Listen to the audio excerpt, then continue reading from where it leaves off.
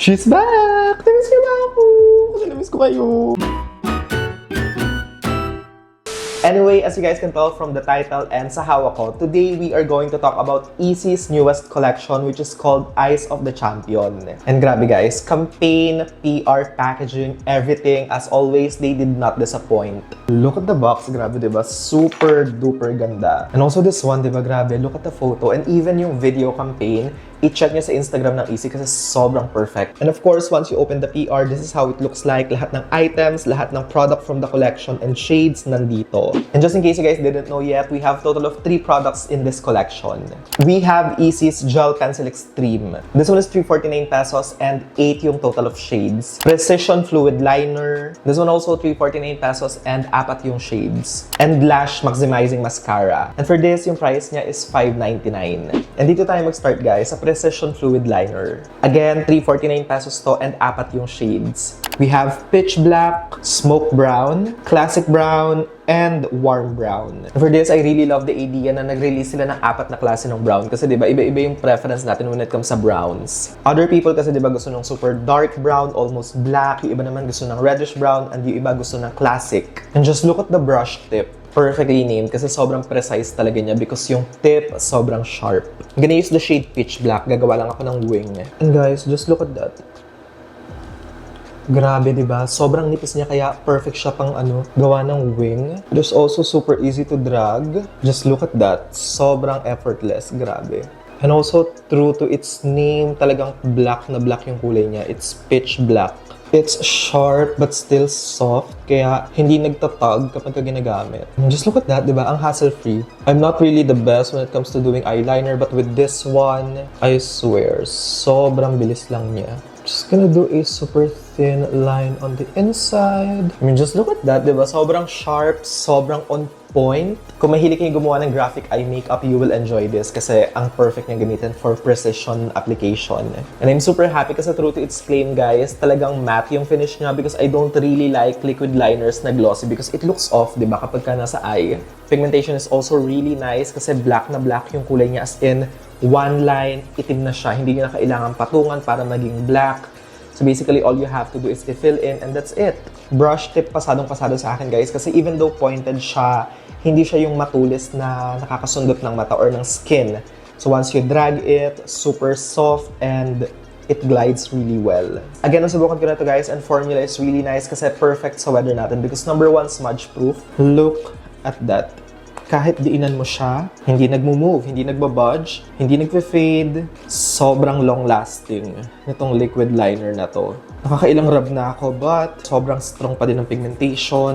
Amazing formula. And second, water and sweat resistant siya. Kaya this one, guys, talagang all throughout the day naglalast and hindi siya nagfe-fade, nagsasmudge. And yung summer, bagay na bagay ito kasi this will last you the entire day.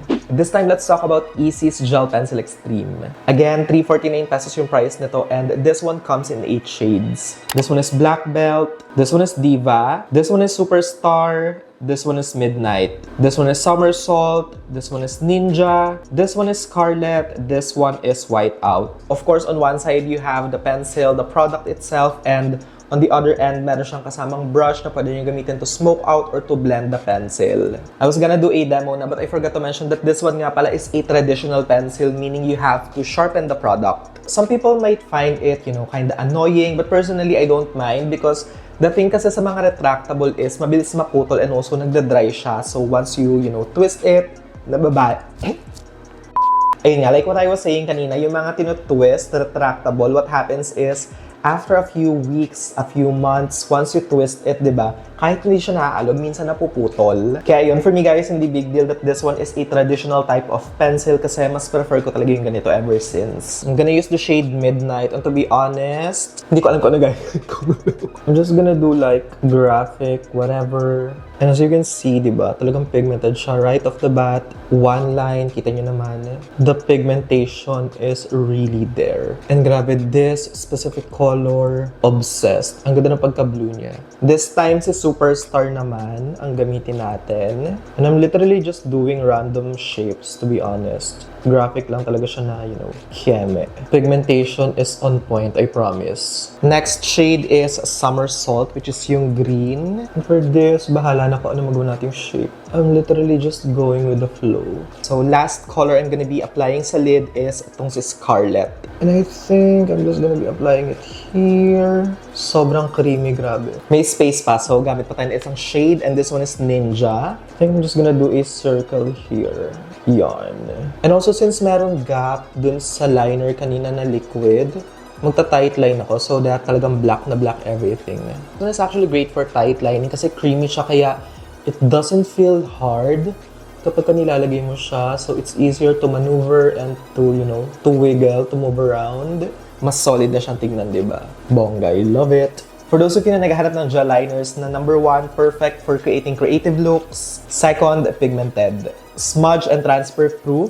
And ayan, just look at that, guys. Once this gel liner sets, hindi na talaga siya nagmo-move. Look at that. Hindi na siya mabubura. I mean, of course, kapag gumamit kayo ng oil-based remover, mabubura siya. But once nga na nilagay nyo na siya sa skin, you don't have to worry kasi talagang hindi nagsasmudge, hindi nagfe-fade. It's literally super long lasting, I swear. This one right here from ISSY is a must try kasi sobrang ganda ng quality. Final product that we have is ISSY's Lash Maximizing Mascara. And again, price of this one is 599 pesos. And for this, on one side, of course, we have the mascara. And then, of course, on one side, we have the primer or mascara base. Actually, feeling ko hindi nyo makikita because I have a dark liner, but magpa-flash na lang ako ng, mamaya, clip nung itsura nito kapag ka, you know, bare eye makeup.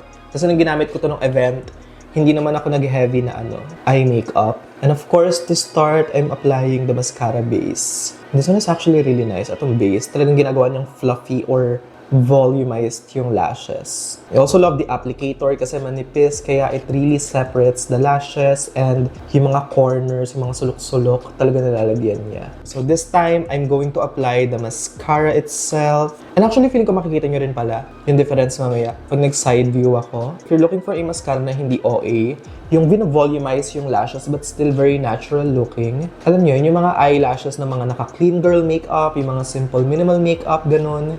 This is the kind of mascara na perfect. It definitely volumizes the lashes without giving you that super parang spider and spiky lashes. Because not all the time naman, di ba? Gusto natin yung ganung vibe. By the way, I love the applicator din dito sa mascara kasi naka-curve siya, kaya yung shape talaga ng pinaka-root ng lashes nakukuha niya. Yan. So guys can see it looks fuller, it looks thicker. And also, ayan, when I'm looking down, I think mas makikita nyo. Again, for those of you looking for that mascara na perfect for everyday, yung talagang i-enhance lang yung natural lashes na meron ka, i-volumize lang, gagawin lang mukhang thick, and hindi siya yung sobrang spidery and mukhang heavy sa eyes. And of course, yung talaga naglalast the entire day, hindi nagsasmudge, hindi nagfe-fade, hindi kumakalat sa area ng eye.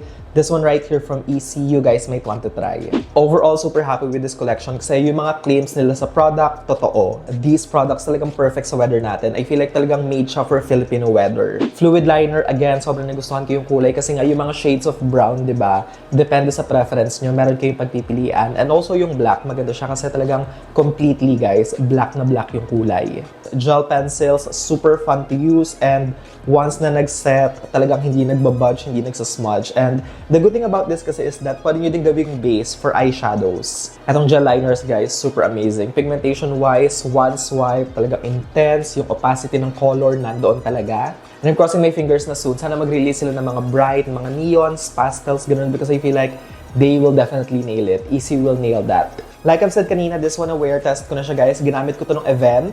Ipa-flash ko na lang sa screen yung time ng start. And also yung close-up ng eye makeup ko, ng mascara specifically, para meron kayong idea, syempre. And in all fairness dito, guys, all throughout the entire event, talagang hindi nag-fade, hindi nag-smudge, hindi siya kumalat sa aking eye. And eto naman yung time na nakauwi ako. And this is how my makeup looks like after. As you can see, nag-fade na yung foundation ko, but yung eye makeup, specifically yung mascara and yung smoke out na lower lash line, waterline, literally looks the same. Kung ano yung itsura niya nung umpisa, yung pag-uwi ko, ganun pa din. For favorites at yung mga nag-stand out, Precision Fluid Liner and Gel Pencil Extreme, these two you have to try. Shade recos, to be honest, it's up to you na. Hindi na ako magre-reco because all of them looks amazing and of course, iba-iba tayo ng preference. And for those of you planning to purchase, I suggest na mag-start kayo sa mga staple colors. Yung dark brown, black, yung white, para sure na magamit nyo. Then if you enjoy the product, then mag-proceed kayo sa mga fun colors. All of these available na nga pala online. So if you want to get your hands on these, make sure to check my description box kasi ililink ko yung mga products, yung mga shades. Anyway, ayun lamang guys. Thank you so much for watching. Love you all. Namiss ko kayo.